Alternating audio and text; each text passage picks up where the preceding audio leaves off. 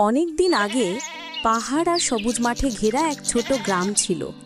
সেই গ্রামে থাকতো এক রাখাল ছেলে, তার নাম নীরব। নীরব প্রতিদিন ভেড়ার পাল নিয়ে মাঠে যেত।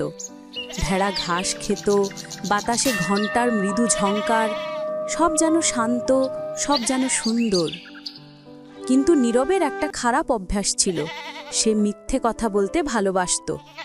একদিন দুপুরে নীরব ভেড়ার পাশে বসে খুব বিরক্ত হচ্ছিল।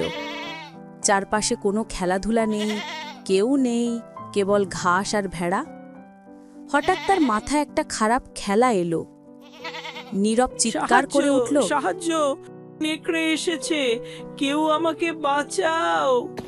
তার চিৎকার শুনে গ্রাম থেকে সবাই দৌড়াতে লাগলো। কেউ লাঠি নিয়ে, কেউ কুড়াল হাতে, কেউ আবার ভয় পেয়েও চলে আসলো সাহায্য করতে। কিন্তু তারা মাঠে এসে দেখল একটা নেকড়েও নেই। নীরব মাটিতে গড়াগড়ি করে হাসছে। সবাই বুঝল সে ধোঁকা দিয়েছে। গ্রামবাসীরা রেগে বলল, এভাবে মজা করলে কেউ তোমাকে আর বিশ্বাস করবে না। কিন্তু নীরব কথাটা মনেই করল না। সে ভাবল, এটা তো বেশ মজা। কয়েকদিন পর আবার বিকেল, আবার নীরব মাঠে, আবার বোরিং, কোনো নেকড়ে নেই, কোনো ঝামেলা নেই। হঠাৎ সে আবার চিৎকার করল, নেকড়ে, নেকড়ে, সবাই বাঁচাও।